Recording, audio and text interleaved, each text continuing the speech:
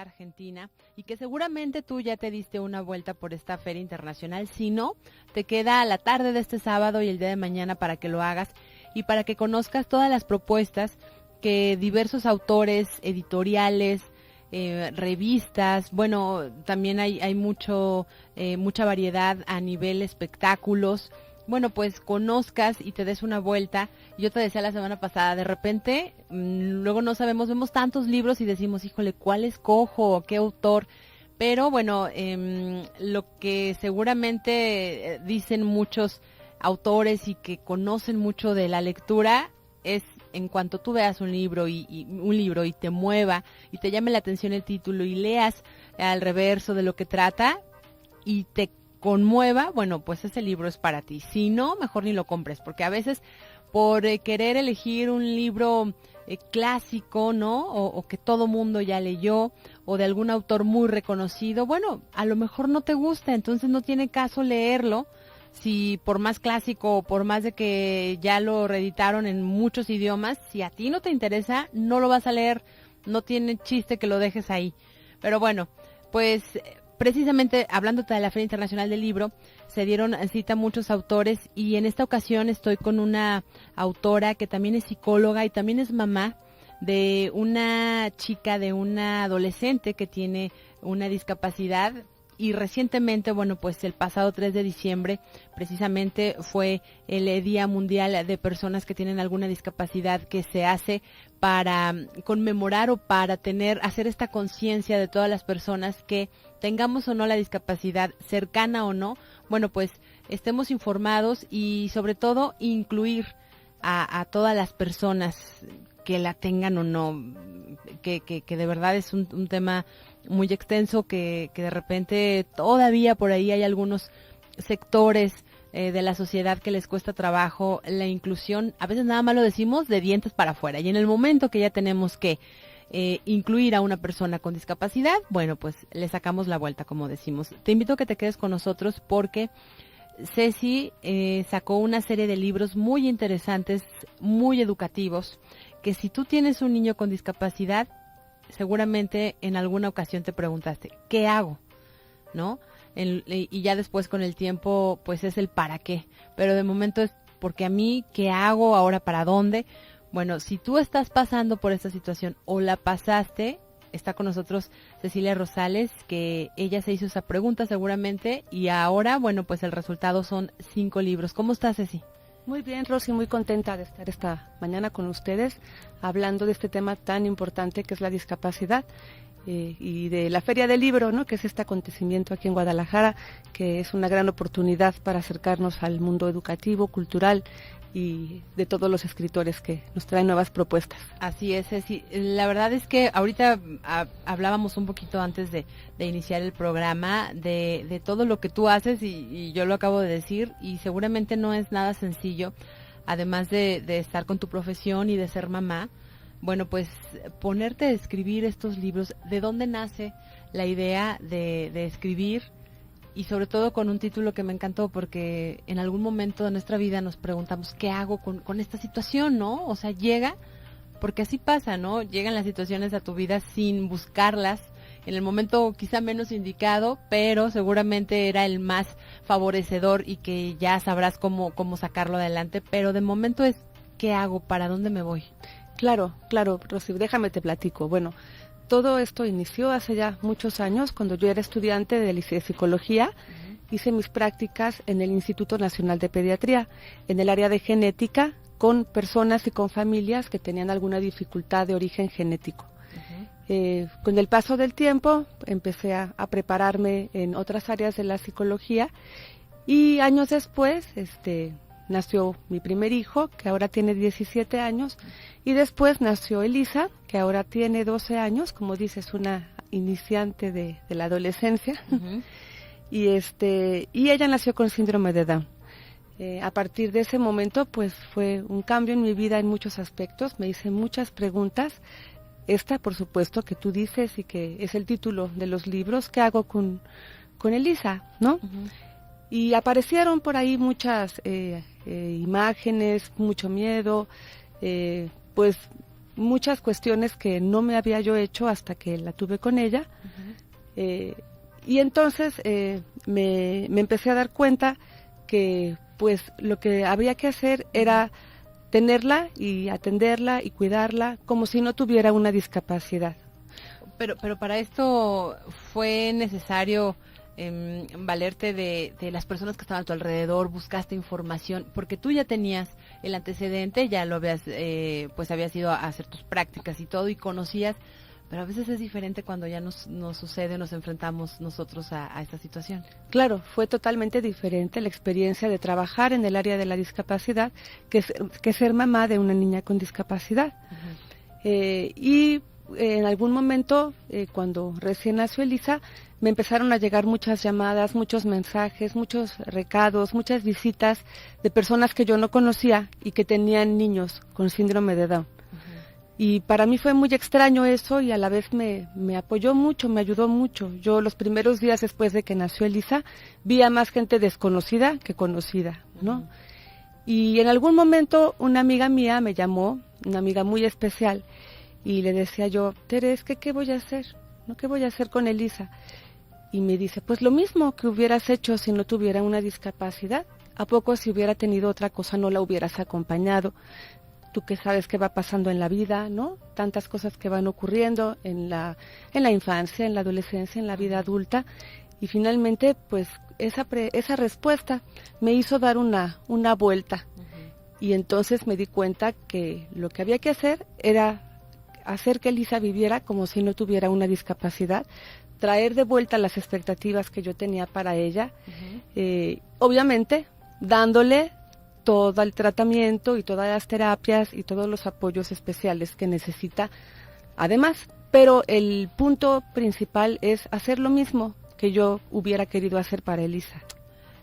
¿Cuál es, dijiste una palabra clave y que nos sucede a todas las, sobre todo a las mujeres, las expectativas, nos hacemos expectativas de todo, ¿no? Entonces, ¿cuál era el mayor miedo que tú tenías ante esta pregunta de qué hago con un niño con discapacidad, qué hago con Elisa? Vamos a la pausa y al regreso me la respondes, ¿te parece, Ceci? Claro que sí, Rosy. Estamos en Historias y Vida. Esta tarde estamos hablando con Cecilia Rosales, autora de los libros ¿Qué hago cuando tengo con un niño con discapacidad? Vamos a la pausa.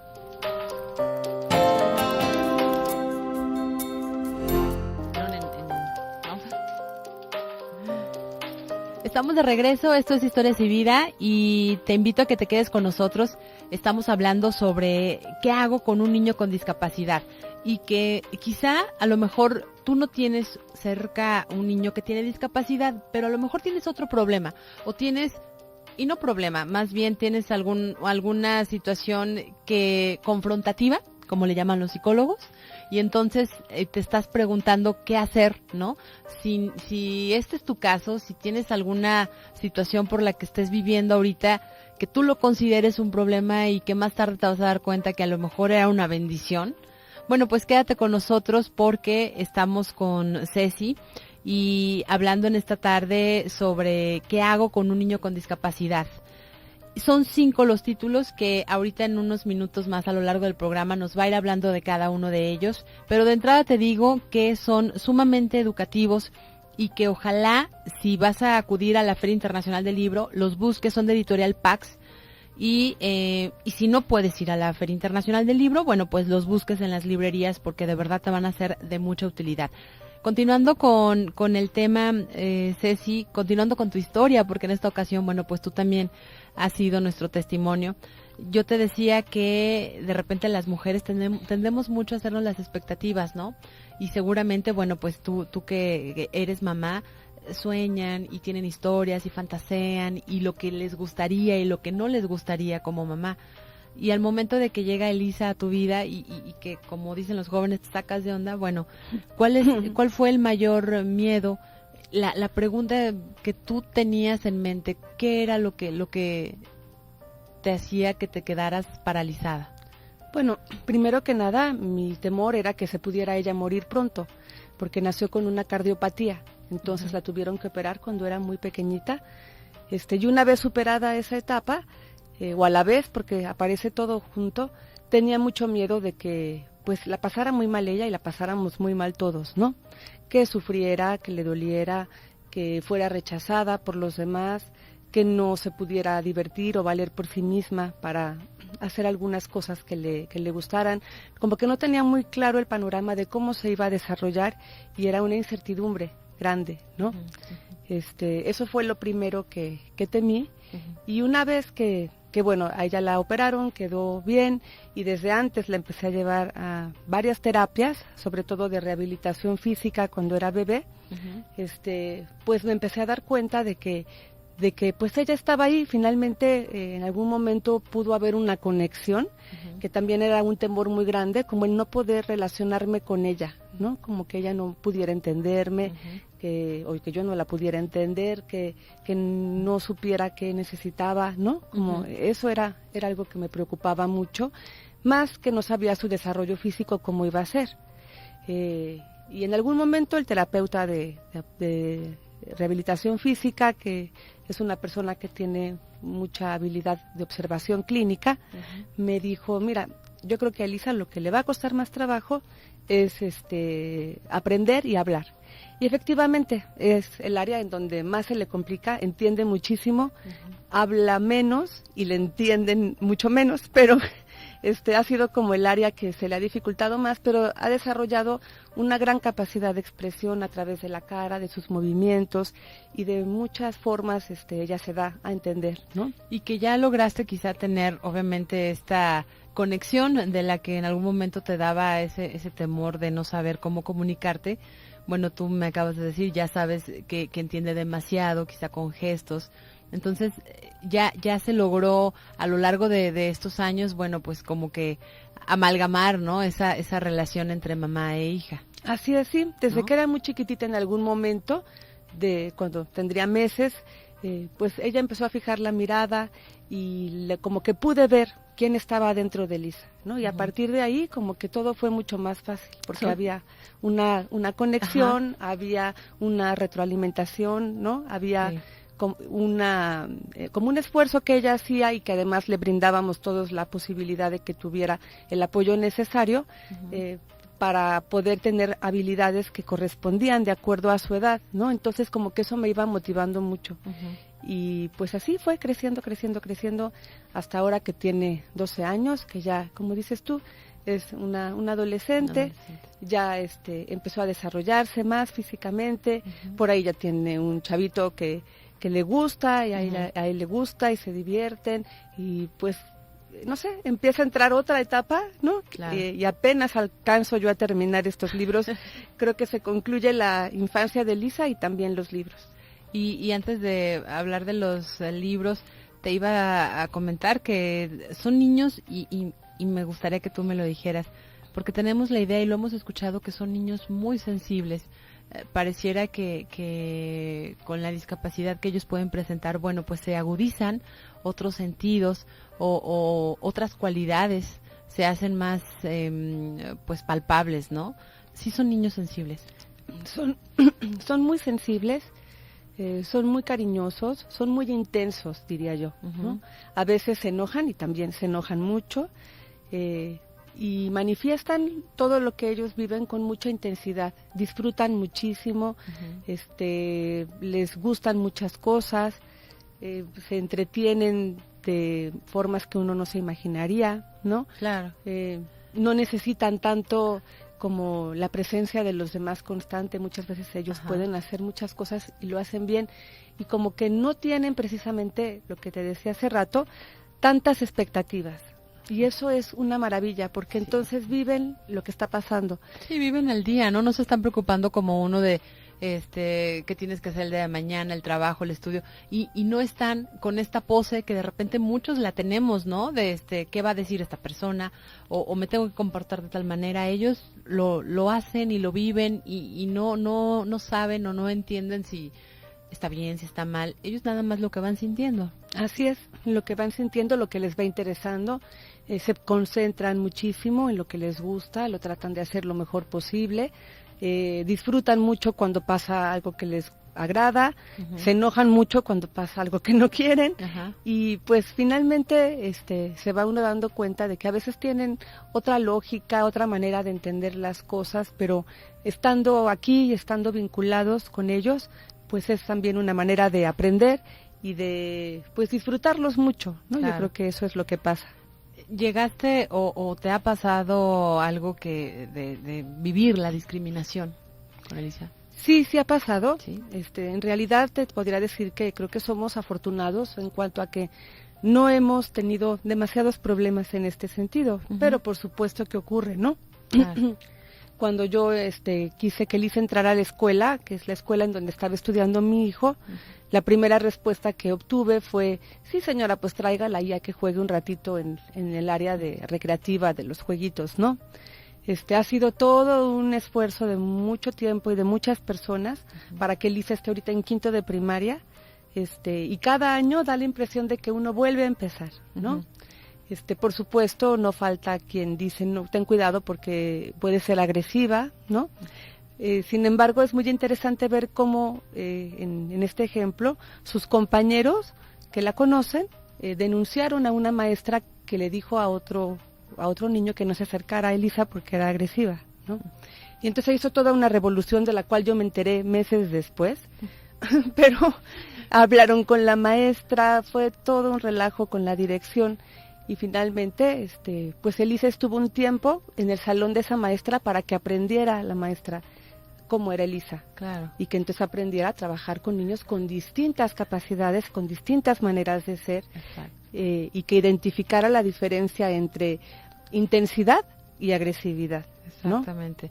Así que tú no te diste cuenta de momento, sino que los mismos compañeros, amigos de ella, abogaron. Claro, ellos fueron los que lo hicieron.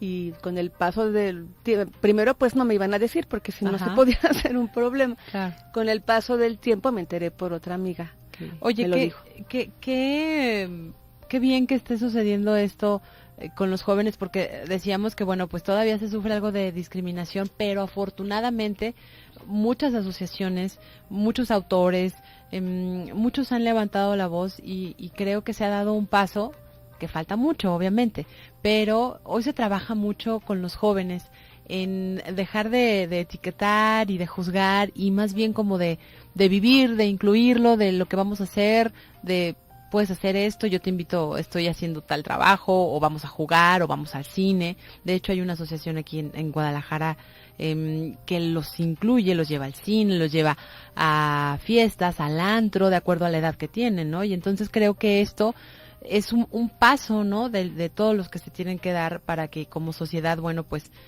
veamos que todos somos exactamente iguales, como tú dices, con alguna capacidad diferente.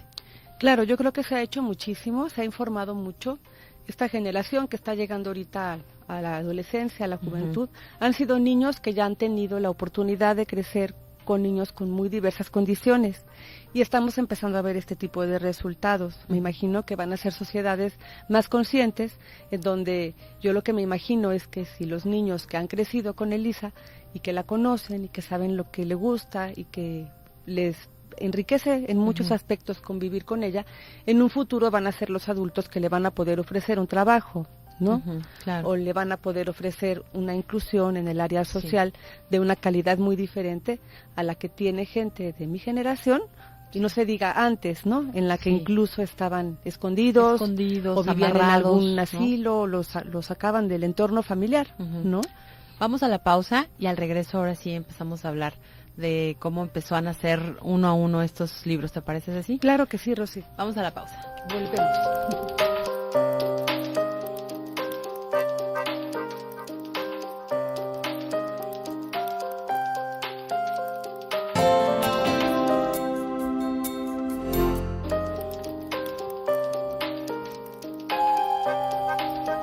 Estamos de regreso, esto es Historias y Vida. Estamos hablando con la autora de 5 libros, un mismo título y con diferentes tomos, Cecilia Rosales.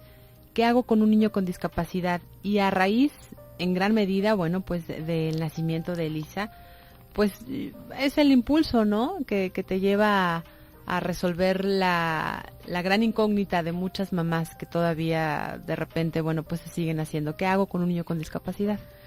Claro, Elisa, pues me motivó a empezar a investigar de este tema, ¿no? Del síndrome de Down y en general del tema de la discapacidad, porque creo que una vez que se acerca uno a esto, no puedes verlo de manera separada, ¿no? Sino que es una condición general y cada una tiene sus particularidades, pero finalmente hay que darles el mismo apoyo, hay que darles educación, hay que darles rehabilitación, hay que hacer muchas cosas que son parecidas, aunque cada tipo de discapacidad tiene su tipo de atención particular, ¿no? Entonces, pues yo me empecé a meter a esto como psicóloga, me interesó mucho empezar a recibir en el consultorio familias de niños con discapacidad o personas con discapacidad que quieren hablar de lo que les ocurre. Entonces comenzaron a acercarse algunos pacientes que atiendo desde hace tiempo con parálisis cerebral, con síndrome de Down, con ceguera, con distintos tipos de discapacidad. Pero a lo que ellos asisten es para poder hablar de lo que les pasa, de lo que sienten, de lo que les preocupa, pues como va uno a hablar con un psicólogo, ¿no? Entonces, pues empecé a hacer esto, me pareció importante sensibilizar al entorno, a la gente que estaba cercana desde lo que yo hago, y entonces organicé unos ciclos de cine del tema psicoanálisis y discapacidad, y empezaron a venir varias personas, amigos míos que se dedican a la psicología, gente que tenía alguna discapacidad y que podía hablar de lo que le pasaba, y resultó una experiencia muy, muy interesante. En aquel momento, te estoy hablando de hace aproximadamente 10 años, y algún momento me invitaron a comentar esto en algún programa de radio. Yo conocí a una persona que trabajaba ahí, le conté. Y entonces, a partir de ahí, ella se quedó con información de estas actividades que hice, y unos meses después, un día me llama y me dice, oye, te quería proponer, ¿por qué no haces unos libros del tema que estás manejando, de discapacidad? Algo así como, ¿qué hago con un niño con discapacidad? Y bueno, pues me sorprendió mucho la propuesta.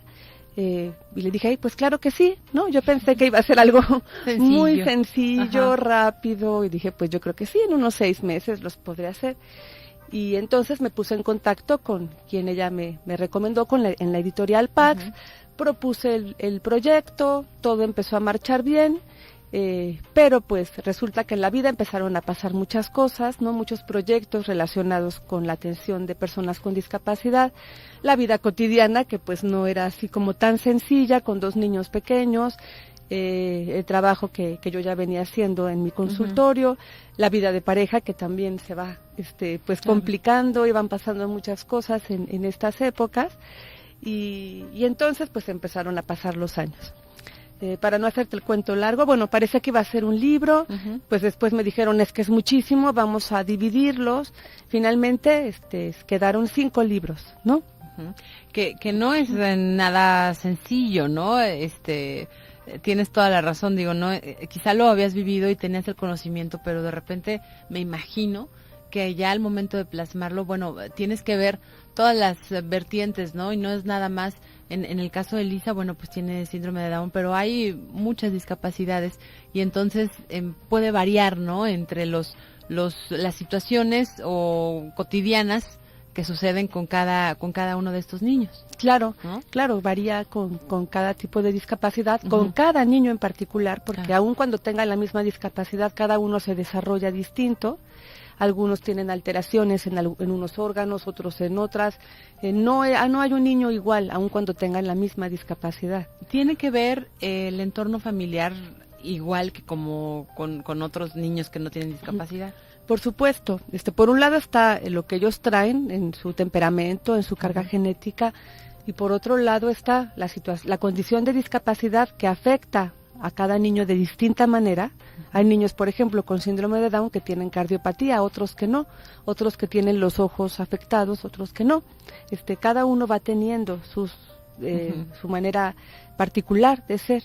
Y el entorno familiar, que es lo que a mí me empezó a interesar muchísimo y en donde estoy básicamente trabajando, es en ver cómo hacer para que la familia continúe funcionando cuando ocurre algo así.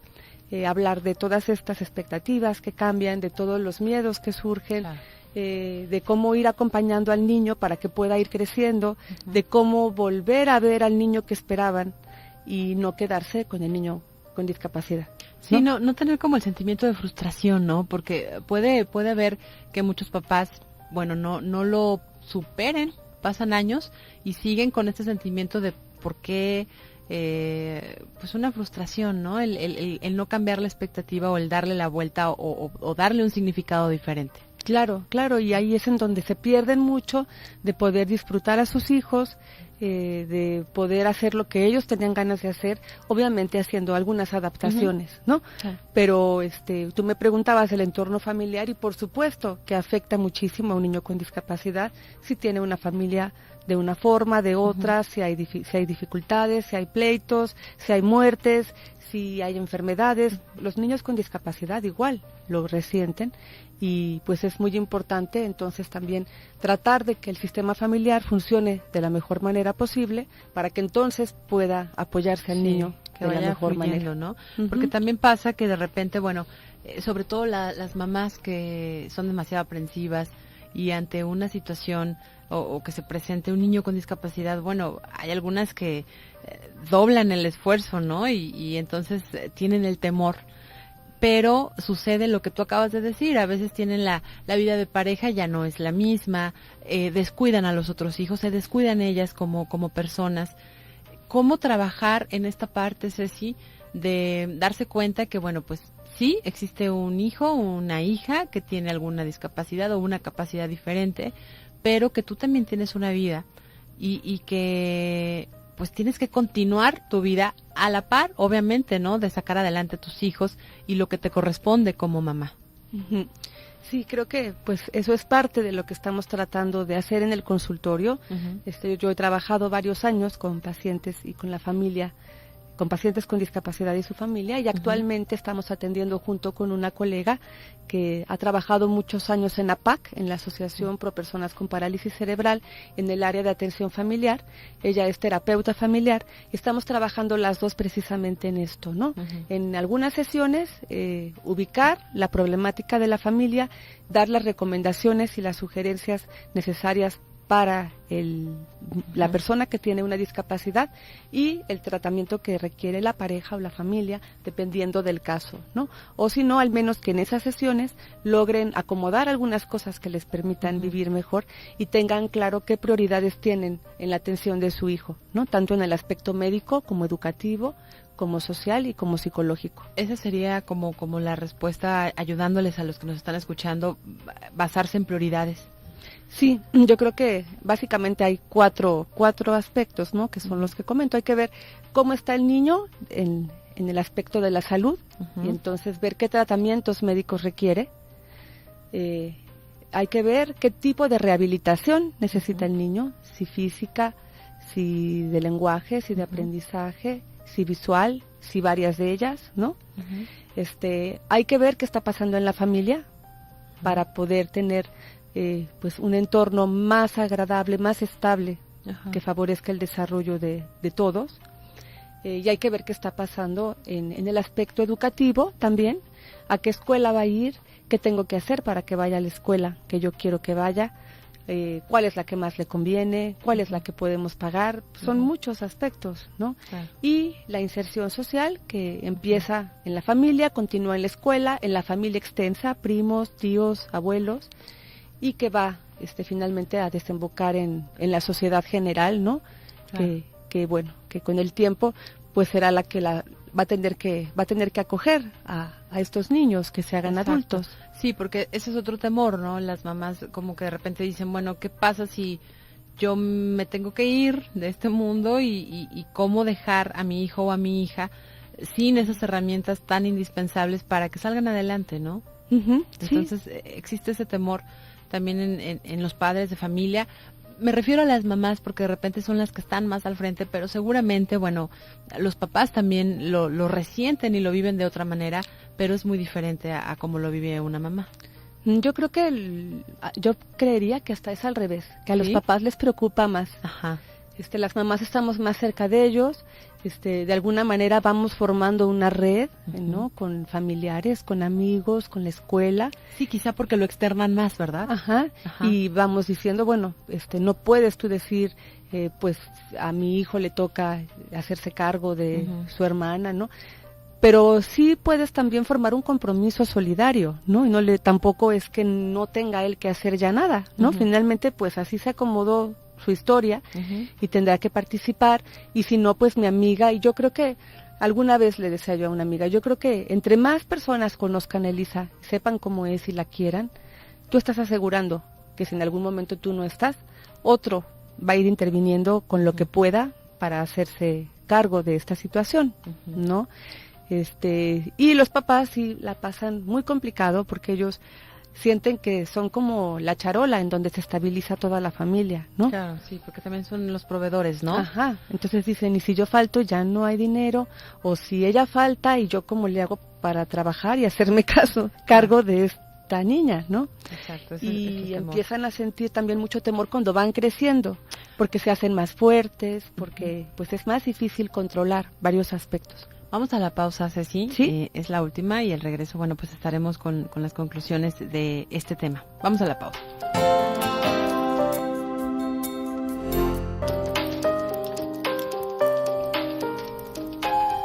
Estamos de regreso esta tarde para concluir la entrevista con Cecilia Rosales. Ella es psicóloga, es autora.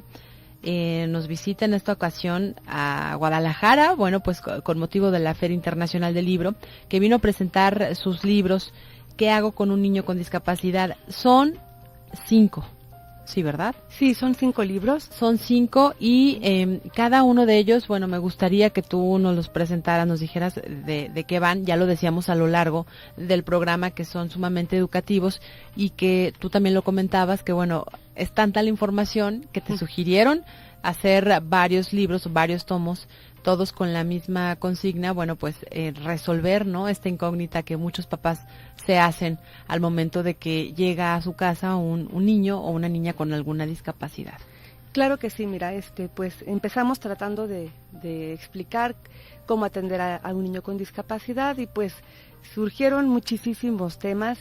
Empezamos a vivir muchas experiencias también, a conocer a muchas personas con discapacidad, a muchos entornos donde atienden a niños con discapacidad, y entonces pues llegó un momento en que hubo un problema y se decidió que se hiciera una colección de cinco libros, en el que el primero se llama Conócelo, la serie se llama ¿Qué hago con un niño con discapacidad?, del editorial Pax, y el primero se llama Conócelo, y lo que hace es definir lo que es la discapacidad, definir cómo son los niños con discapacidad y dar posibilidades para acercarnos a ellos y conocerlos. El segundo se llama también ¿Qué hago con un niño con discapacidad? Atiéndelo, y nos habla de cómo es su condición y cómo tratarla.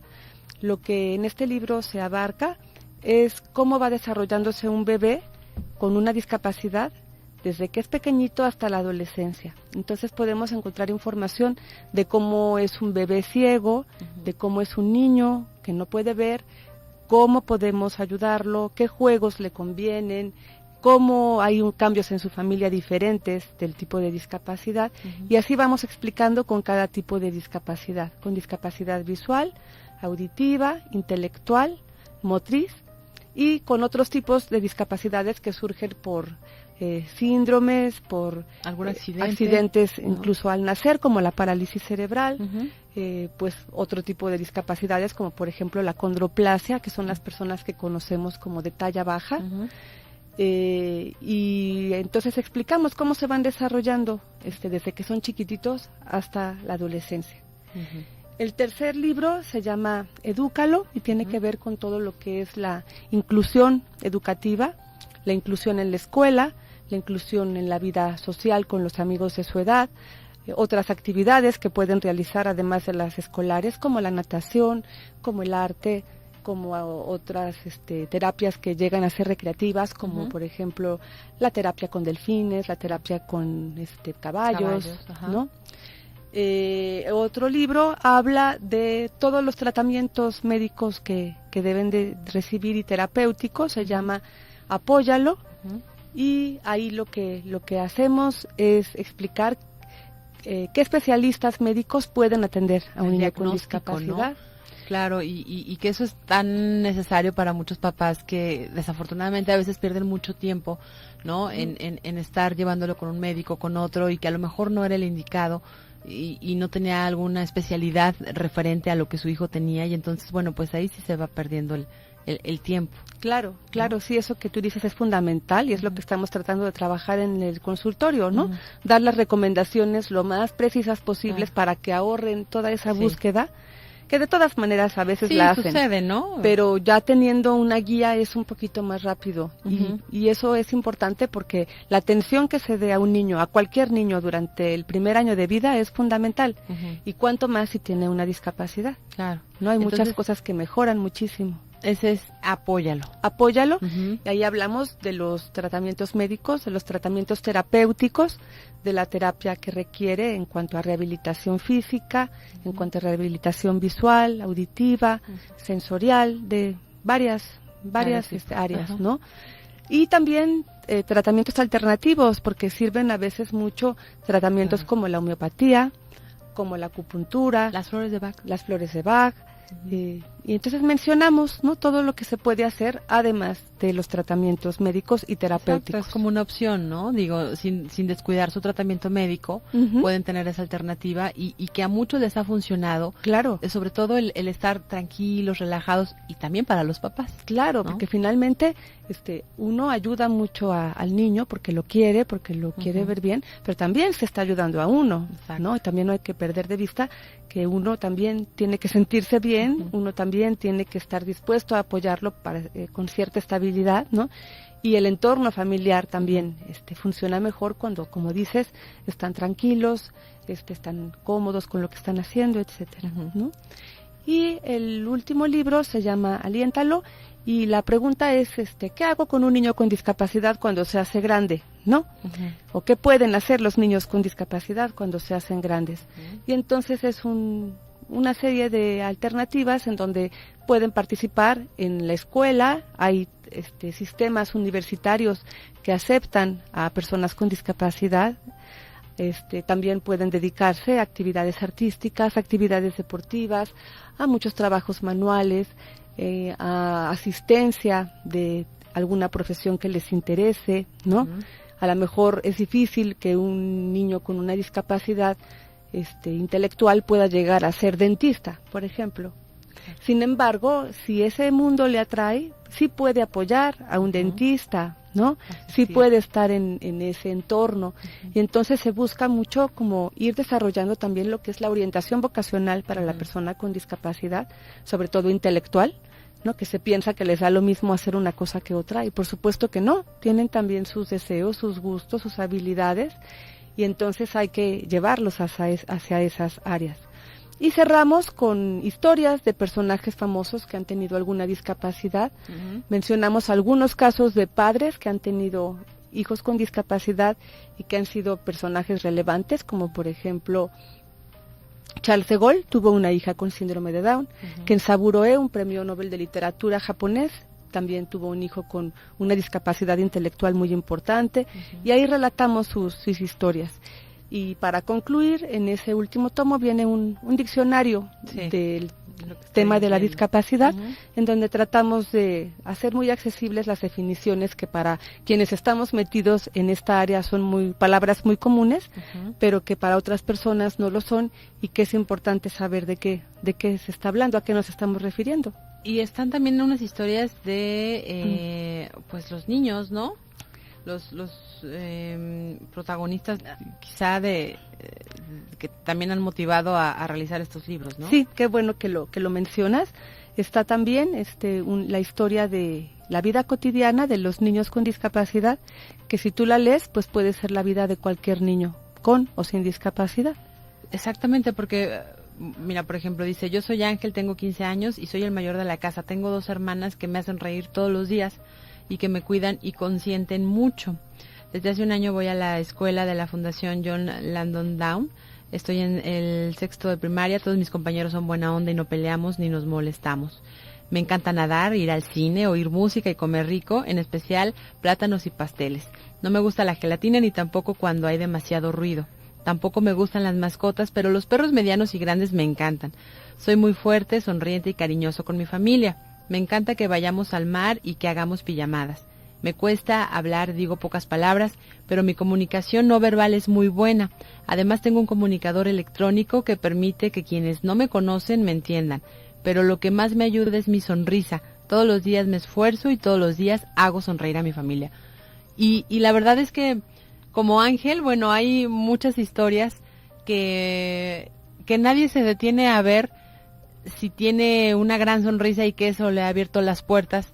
Y entonces de repente nada más lo que decíamos al principio, ¿no? Etiquetamos y juzgamos y decimos, híjole, a lo mejor tiene esta discapacidad, mejor que no juegue o no lo incluyas o no esto, ¿no? Entonces creo que esto lo enriquece demasiado a los libros que tú nos estás trayendo esta tarde, Ceci, el conocer las historias de las personas y como cada tarde, cada sábado yo digo, bueno, esto hace que haya más empatía con quienes nos están escuchando y se den cuenta de quienes lo están viviendo, bueno, pues sepan que hay muchos niños que tienen alguna discapacidad o alguna capacidad diferente y que han salido adelante, ¿no? Entonces que no sientan como esta sensación de que están solos o abandonados o qué van a hacer, ¿no? Claro, creo que cada vez la discapacidad está más cerca de todos y esto pues nos lleva a poder aprender de esta condición, ¿no? Aprender y convivir, enriquecernos y pues